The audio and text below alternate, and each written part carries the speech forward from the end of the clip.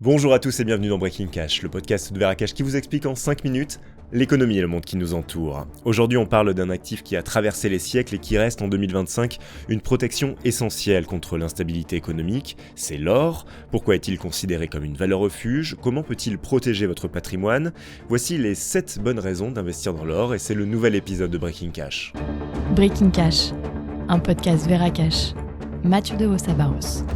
L'or est une arme efficace contre l'inflation. Oui, l'inflation est une réalité économique qui touche tout le monde, hausse des prix, baisse du pouvoir d'achat, vous l'avez sans doute ressenti ces dernières années, mais saviez-vous que l'or permet de préserver votre épargne face à ce phénomène?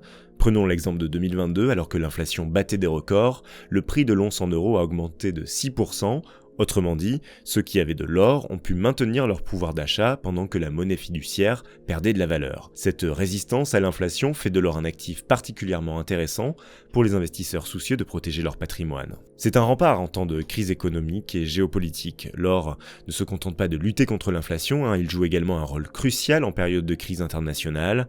La guerre en Ukraine est un exemple frappant. Dès le début du conflit, le prix de l'or a bondi. Et pourquoi ? Parce qu'en temps de crise, l'or est perçu comme une valeur refuge, contrairement aux devises qui peuvent être déstabilisées ou aux actions soumises à la volatilité des marchés. L'or conserve sa valeur et rassure les investisseurs. Ce comportement de l'or en période de tension géopolitique est bien documenté, plus il y a d'incertitudes et plus son prix grimpe. L'or c'est une valeur refuge millénaire, car il ne date pas d'hier, depuis plus de 5000 ans il est utilisé comme unité de valeur, moyen d'échange et actif de stockage de richesses. Contrairement à de nombreuses devises qui ont disparu au fil du temps, l'or a toujours été reconnu et accepté à l'échelle mondiale.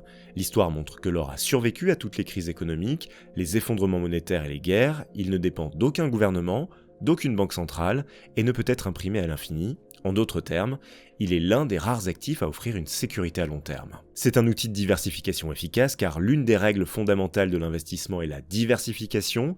Ne jamais mettre tous ses œufs dans le même panier, c'est l'expression. Or, l'or a une particularité intéressante, sa faible corrélation avec les marchés financiers. Quand les actions chutent lors d'une crise économique, l'or a tendance à monter et il joue donc un rôle d'équilibrage dans un portefeuille d'investissement. Pour un investisseur averti, détenir une portion d'or permet de limiter les pertes en période de turbulence financière. Une alternative à la monnaie fiduciaire. Les monnaies traditionnelles comme l'euro ou le dollar perdent progressivement de la valeur à cause de l'inflation et des politiques monétaires expansionnistes. Les banques centrales peuvent imprimer de la monnaie à l'infini, c'est le quantitative easing, ce qui réduit la valeur de chaque unité monétaire. L'or en revanche est un actif dont la production est limitée, il ne peut être dévalué artificiellement par des décisions politiques. C'est pourquoi dans les économies instables ou en crise, les investisseurs et les épargnants se tournent vers l'or pour conserver leur richesse. Les banques centrales, justement, elles renforcent leurs réserves d'or. Un fait marquant de ces dernières années est l'augmentation des achats d'or par les banques centrales.